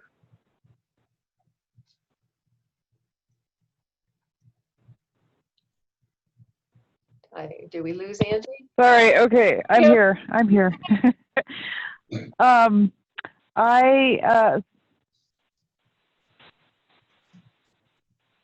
Wow.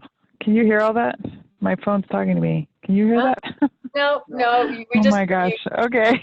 This is such an adventure, but in a way, I've been actually probably paying attention more because I'm like, so I'm not doing anything else besides sitting here and listening. You know, we're normally meeting, we're in front of the computer, and it's so easy to get distracted. So I really appreciate all of this discussion about how we can, you know, just rethink systems. That's what we're doing with the bylaws. That's what we're going to have to do when we talk about racial equity. And so, you know, kind of we need to, try to figure out how to start over or start thinking and looking in a new way. So, that there's so many areas that's, I guess the main takeaway for me is everything we talk about here helps me to learn more and apply it in other organizations and contexts too. So thank you. Yay. Yay. Carl, how about you? What's standing out for you from the meeting today? So it's good to turn a page on the bylaws. And we have these conversations every now and then about we do think about things a lot and talk about them a lot, and with good reason, but it's good to turn a page sort of sometimes, because I think we are perfectionists. The second conversation, it's interesting that I don't quite know how I'm going to say this, but the first one, I feel like an eager participant of those sorts of conversations, because I sort of feel like I've got something to offer, and at times, I quite enjoy them because they can sort of, like, for want of a better expression, be an intellectual sort of kickabout of ideas and stuff, but not so the second one. And I don't enjoy these conversations because I don't have lived experience that I can bring to them. And maybe this is my white fragility and so on, but I just find them inherently difficult because I think I'm worried about sort of getting things wrong, and in these conversations I'm having to challenge so many things that I've thought for years and years and years. Like ideas like let's just get stuff done. Let's just do stuff, and I'm being, like, in the conversations I'm having here, I'm being told no, that's completely the wrong way to do it, and so. It's a very different type of creating the future conversation. And I guess if I was going to sort of offer ourselves a little challenge at the end, and that is, I don't know if our model fits the conversation that we need to have. I'm not saying it doesn't, I'm just saying I don't know if it fits the conversation we need to have. We will find out. Yeah. Justin, how about you? Well, it's interesting, Carl, because when we first talked about the bylaws, you said, what if we're setting ourselves up to fail? And in the second conversation, I like to think, what does it mean if I'm wrong? Or what happens if I assume I am? What happens if I assume I don't know, or I am the problem or part of the problem, and not as to Angie's point, it's a systems problem that I'm a part of, and I'm a part of the system, and very much people follow systems, and the systems are representative of people's ideas. And so I remember long ago there's the quote of what would you do if we're never going to fail, or I don't know exactly how it goes. And I always thought about reframing that. It's like, what would you be willing to try if you already knew you failed? Sort of just the really getting it wrong by assuming I'm already getting it wrong, so I can hopefully get it better. That's there. So, that's just a reflection back. And I think I actually other questions in that we asked, we said bylaws don't work. What would bylaws that look, justice and equity don't work right now. So what would the difference is it's deeply personal, because we are not as complicit in the bylaws and what they do or the organization and what it does, but we have the social systems that are there. So that's sort of my reflection, that I actually see a lot of parallel to the conversation. Yeah. And Angie, what you are missing on screen is two darling children surrounding Mark. I'm being invaded. You are being invaded. Darn. What an awesome invasion. In the best way possible. Yeah. Awesome invasion. Awesome. Watch the video later. Absolutely. Yeah, watch the last 2 minutes. The rest of it, nah. Dimitri, what is your reflection? Two phrases. One that Gail made early on about being an act of courage, to be, and I spread that over the entire conversation, including what we were, talking about just now.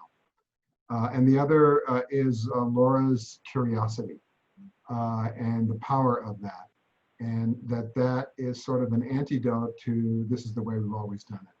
Well, what if it isn't? And what Justin was saying in terms of, well, what if I already failed? What would I do? So those are the two sort of things that I'm pulling out of this or walking away with, is thinking about those along with everybody else. And grateful to see all these great faces. So.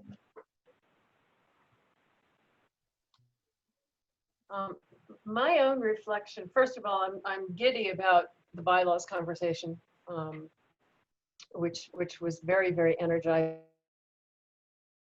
So grateful to be having a conversation about how to have the conversation in the second part of our of racial equity. I think that is a question that many people are having, many organizations are having, and they're posing it as a question, and for us, we're posing it as a conversation about having the conversation, about what does it take to have the conversation, these conversations effectively. And I'm really energized about that and about ourselves over the next month to having that conversation about what is the most effective way to have the conversations. And that's really standing out for me. That's hugely standing out for me. Catalytic thinking teaches us that we can call them challenges and obstacles, or we can talk about them as unmet conditions for success. And what are the conditions for success? Conversation, this hugely important conversation. What are the conditions for success? And I'm excited to find those, and so I'm grateful. And we are way over, and I'm just down. This has been a really, really, really wonderful, wonderful time together. And Mark, you ended it with the perfect note of that little guy. So thank you all, and we'll see you next month. Bye, everyone. Bye, everyone. Good to see you all. Bye. Bye-bye.